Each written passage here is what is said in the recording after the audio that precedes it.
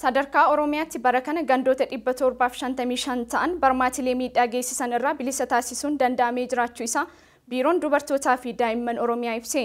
Biirichi guyyaan dubartootaa fi daa'immanii sadarkaa naannootti dhaadannoo dubartoota irratti hojjechuun guddina saffisaa jedhuun akka kabajamu beeksisee jira. Uudii Musaa dabalata qaba.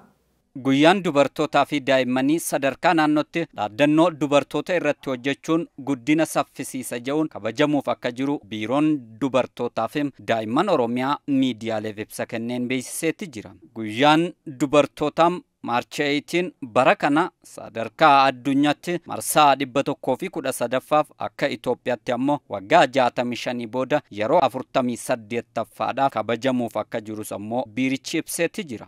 Ayyaana dubartootaa yookaan Maarchi 18 ta'uu isaarraa kan ka'e ayyaana Maarchi 18 gaafa kabajnu hojiiwwan hangammaa hojjenne kana karaa ittiin guduunfuu yookaan mataa walitti qabnee bu'aa guddaatti argamsiisuu dandeenya.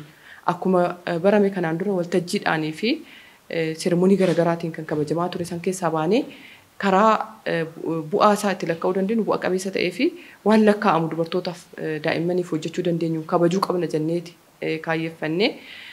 Egaa akkuma beekamu ayyaanni Maarchi 18 akka addunyaatti yeroo 113ffaa fi akka biyya keenyaatti immoo waggaa 65 booda yeroo 48ffaadhaaf kabajuudhaaf kan jennu dhaadannoon dubartoota irratti hojjechuun guddina saffisiisa kan jedhuudhaan kan kabajamudha.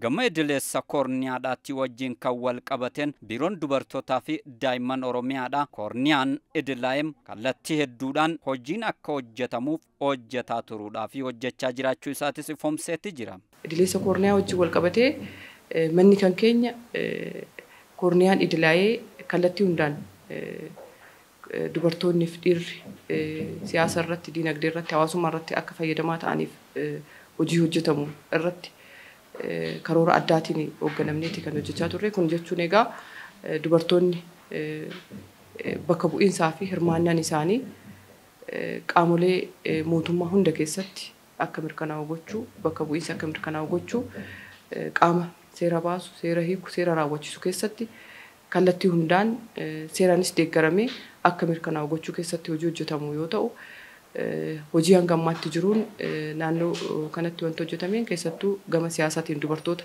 leenjisuun, gahoomsuun gara muudamaatti fi geggeessummaa siyaasatti akka dhufan gochuu keessatti akka biiroo keenyaatti hojii gurguddaa hojjechaa turreerra. Kanaanis bara kana hojii hojjennee naannoo dubartoota 1901 ta'an leenjii garaagaraa sadarkaa aanarraa, magaalarraa, godinarraa fi naannoorraa dabalatee leenjisuudhaan gara geggeessummaatti akka dhufan kan taasisne ta'uu isaati. Itti gaafatamtuun Biiroo Dubartootaa fi Daa'imman Oromiyaadhaa Aadde Mabiraat Baacaadhaa ammoo gama isaaniitiin manni hojii isaanii daa'imman egereem abdii boruu ta'an irrattis hojiiwwan honga hin qabne hojjechaa jiraachuu isaanii ibsuudhaan barmaatilee duubatti hafoodhas ammoo dhabamsiisaa jiraachuu isaanii dubbataniiti jiru. Daa'imman egeree keenya boruuti.